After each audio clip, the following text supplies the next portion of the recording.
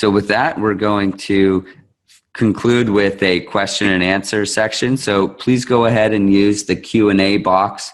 And also you can submit plus deltas. I know one delta, I started with the screen not showing the full slide view. So thank you for letting me know that.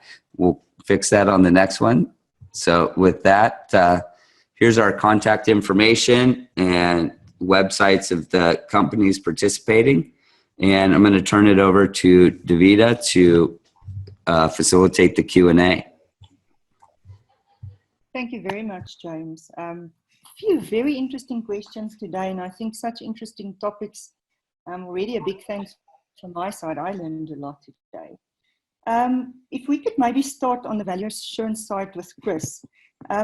Does the value assurance process not add unnecessary red tape, complexity, time, frustration to project teams? Chris, your view on that? Just remember to unmute. Yes. Yeah, the value assurance process needs to be tailored to suit the risk profile of the project. So the size, technical complexity, cost, technology maturity, interfaces, how many parties are involved in that. So you would not follow the same approach or a blanket approach on all projects. But yes, it sounds like a lot of red tape, but also it's a lot dependent on knowing what the scope of the project is, and then appropriately have the right tools and techniques. And we've seen from James and Davida that there are certain techniques to utilize to be productive in the value assurance process. Now, on the higher level where we are, the complexity of projects for a petrochemical complex are huge. And the teams are so many of them, and somewhere we need somebody in between the decision makers and the project teams doing the work to just have that cold eye review. So, and I've even seen in the mining industry, we've got operational people, we've got the technical people, and they all work in their own silos at times. And the value assurance process is partly to make sure, as said, is the requirements delivered from the owners of the project side and by the team. And the decision makers needs the confidence that the necessary work is done, there is value, and they can safely take the decision on reliable information. So yeah, that's my view.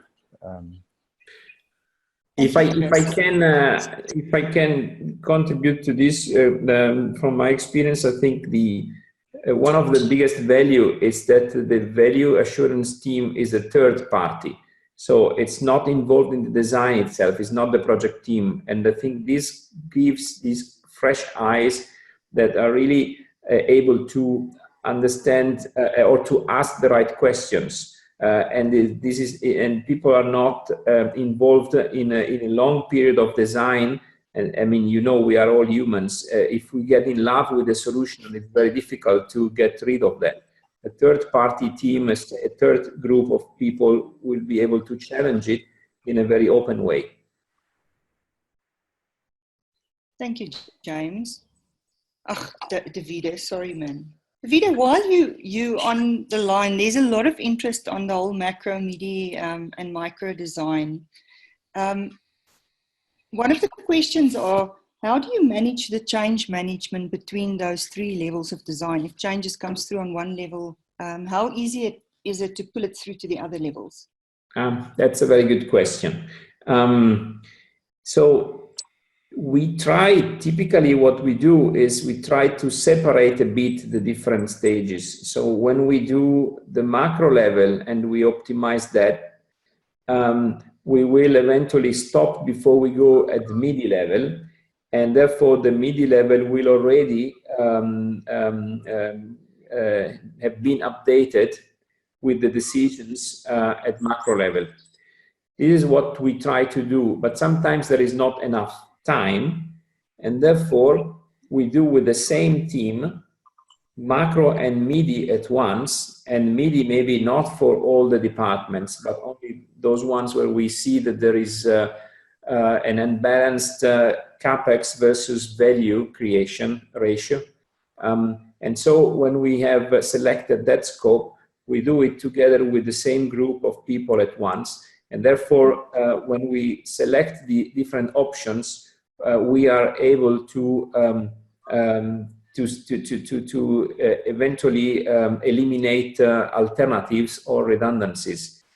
This is very important because sometimes you generate an option which is based on another option, or eventually will be killed if that other option has been selected. So that's something that in the work must be very clearly highlighted. Yeah. Very next important question is, in terms of the minimum design, is it easy to achieve, and what sort of techniques do you use? But I suspect this is a webinar on its own. It probably it is, because it's a lot of mindset. So you're right, Davida. It's we are talking about the soft factors in the fourth webinar. Let me just give you the very short answer. Minimum technical design is an exercise that doesn't go to challenge an existing solution and tries to reduce that solution, but is trying to develop something new from scratch. Typically, the teams that are asked to participate to a minimum technical design process are getting in front of a completely new exercise that nobody asked them before, which is please develop the bare bones solution. Typically, nobody asked for that. So they really work on a completely different topic, if you want.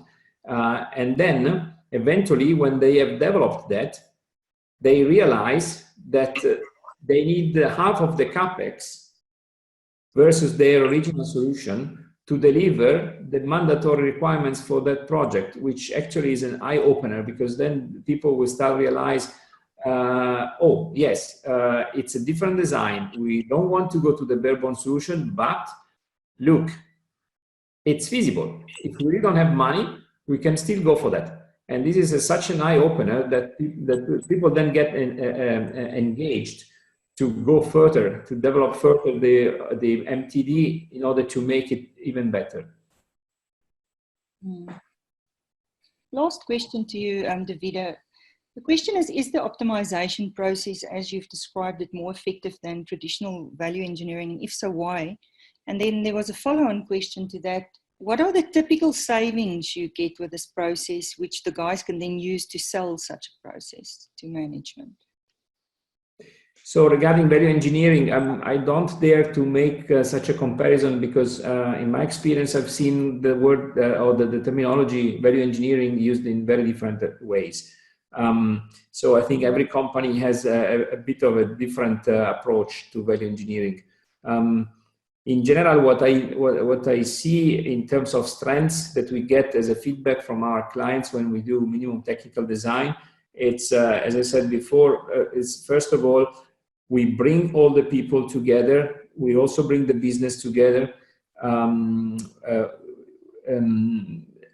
We start by questioning again what is the real must-have from the business. We start from a scratch, from a bare bone design that is typically not used in value engineering. So it's not to optimize something which is already there, but with MTD we really start from nothing. So it's a different exercise, and I think this is the power of this approach that made this approach indeed so effective. In terms of savings, it's a big bandwidth, I would say, especially because sometimes people are more interested on capex savings, and sometimes are more interested in NPV increase. One project that I remember very well was indeed a huge increase in NPV because we have decided to invest a bit more money.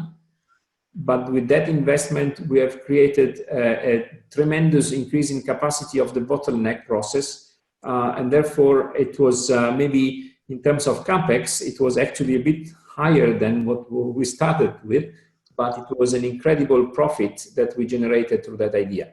In other situations, we just want to reduce the CapEx. Sometimes it's a new technology and companies don't want to risk too much and they prefer rather to do in a modular approach, and therefore they want to start small, reduce the CapEx, and then eventually copy when they see that the idea and the business is going well. Thank you, Davido. Extremely interesting. Now, James, you've highlighted some very interesting principles like getting the construction contractors in early, the design to budget. Do you think some of those techniques that you apply in the healthcare system can be transferred to other industries? Yes, absolutely. I sit on an industry group with a bunch of large owners in the United States in semiconductor manufacturing, in biopharmaceuticals, and also some very big just tech firms that want to do some fancy buildings. And they're all doing pilot projects with this contract model. So I think anything that's big, complex, and takes a while to build is it's at least worth looking at this delivery model. I think things where you wouldn't use it are things that are really repetitive, are not that complicated, because there is an upfront cost to investing in getting the team on board. And so you need something complex enough to be able to recoup that investment. Okay, interesting. So then another one on the finance. May I add to that? Yeah. So no, the owner involvement as early as possible is always best for any project.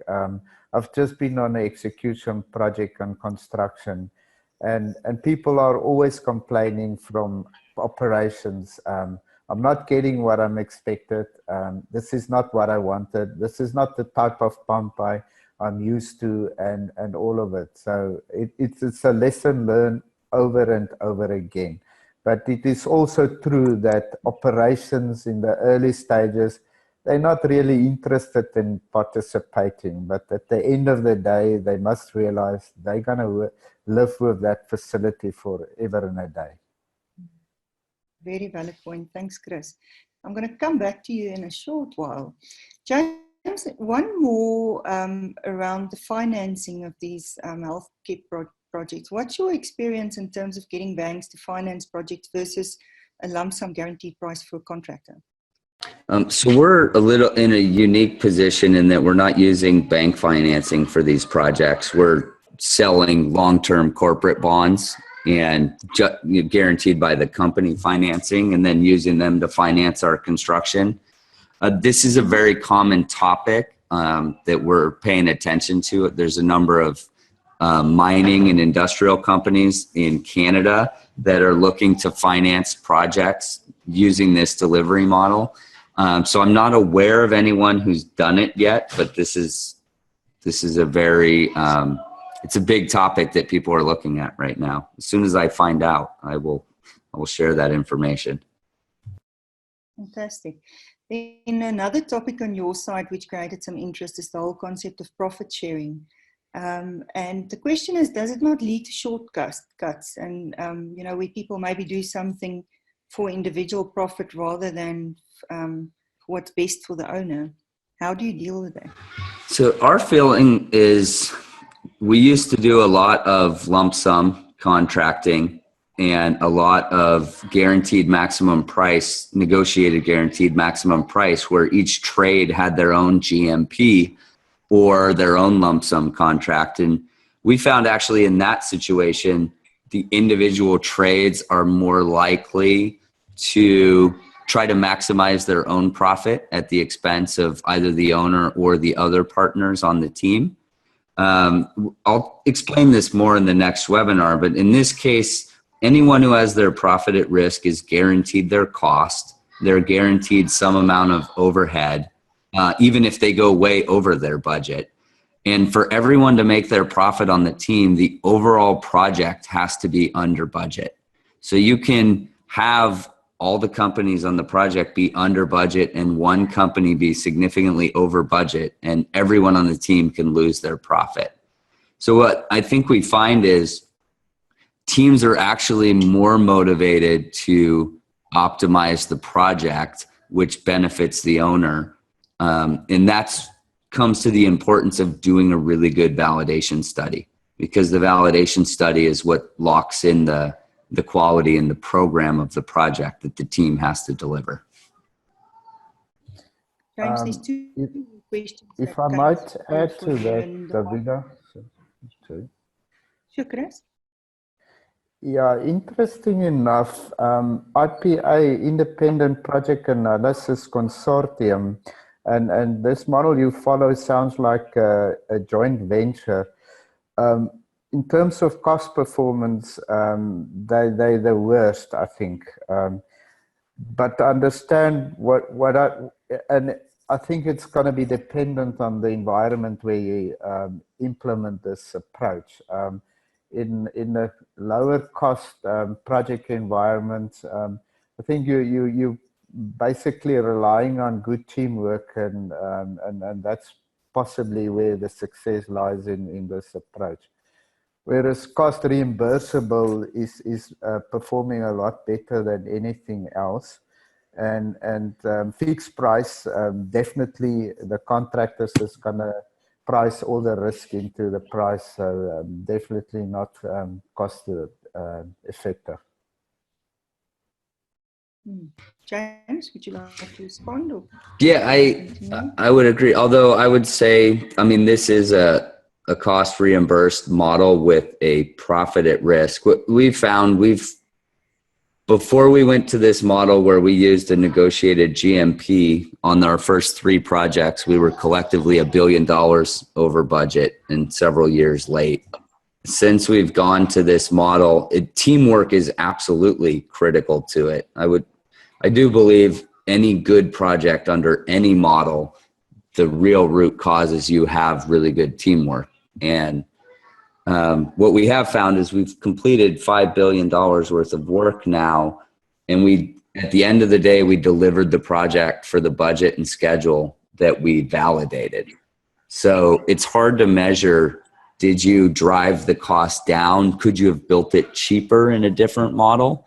Our goal has been, if you do a validation study and it makes financial sense to do the project, so you can afford to build it at that price and you're happy with the return that you get, then the number one thing we need to do is deliver it for that price or less, because it makes financial sense to do the job.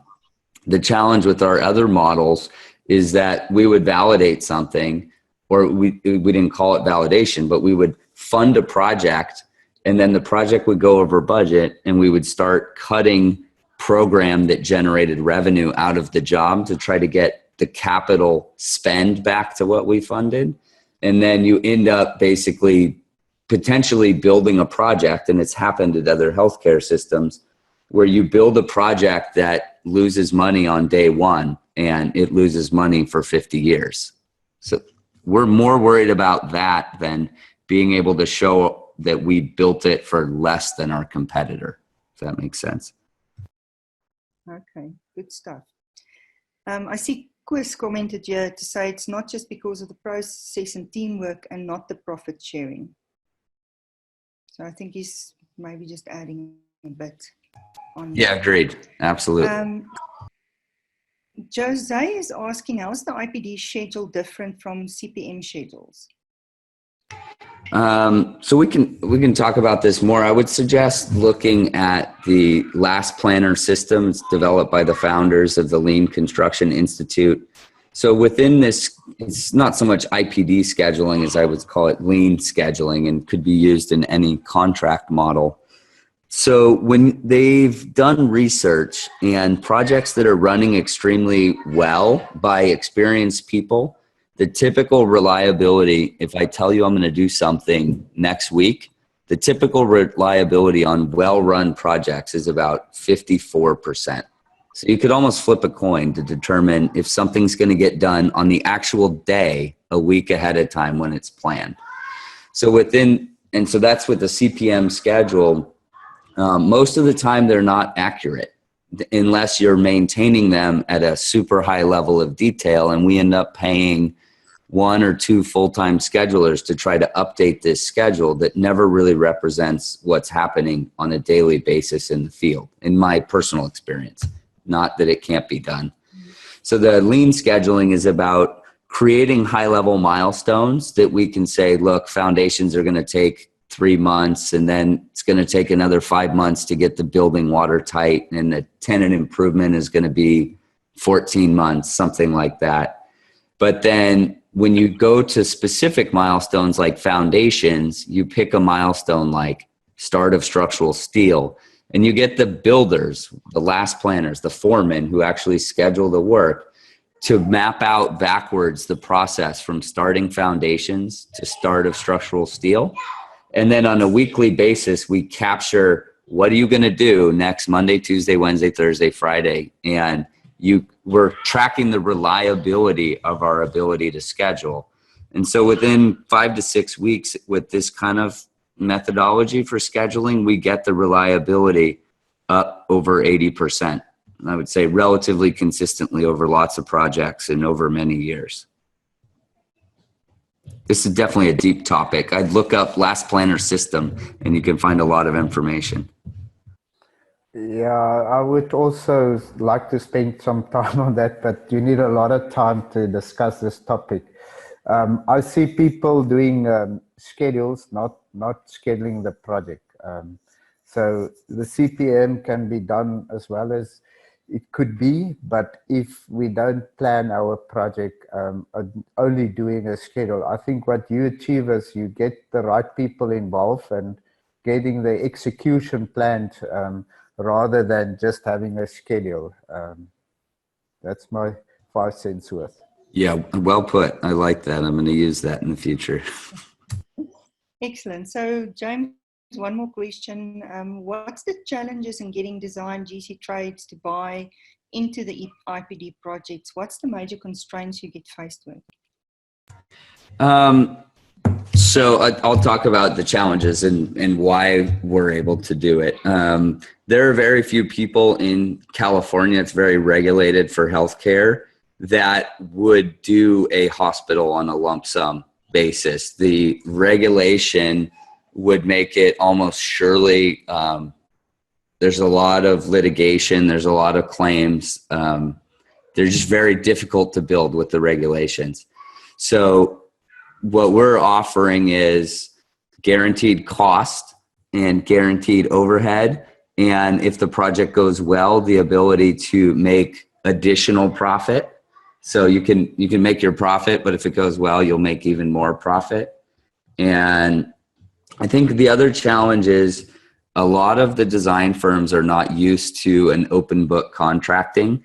And many trades are not used to open book contracting. So working through how you set overhead and how you set labor rates and how you show the cost on a monthly basis is probably one of the biggest things to get over with the teams.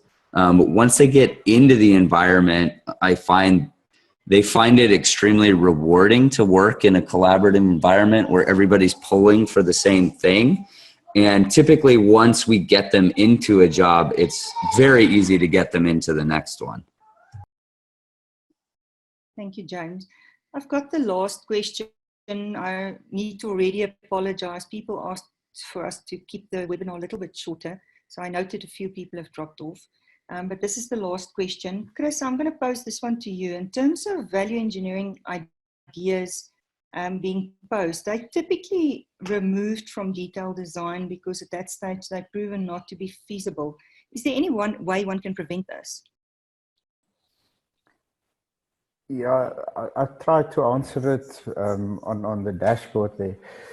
Yes, we must understand that there is different role players in a project, and that's why this independent role of the value assurance people are so important. So it has to be designed into the whole project execution. So to make sure it follows through those good ideas. So the design or detail engineering company might want to make money. They contract to make money. They sell man hours. So therefore, by dropping a good value engineering or value analysis idea is going to be in their favor to make more money. So therefore, this independent body of the value assurance is there to keep everybody honest and making sure that we deliver value for our project owners. So that is in short how I would like to answer that. So make sure that that value engineering process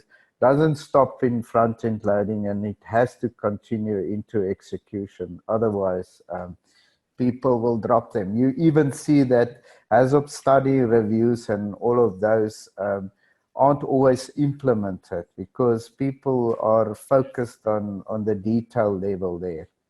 So that independent role is needed even then. Excellent. Thank you, Chris. James, back to you to close.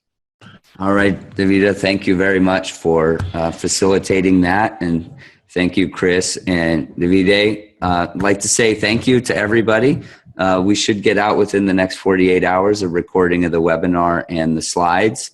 With that, have a wonderful day. Thank you. Thank you also from my side. Also, thank you from my side and a good day.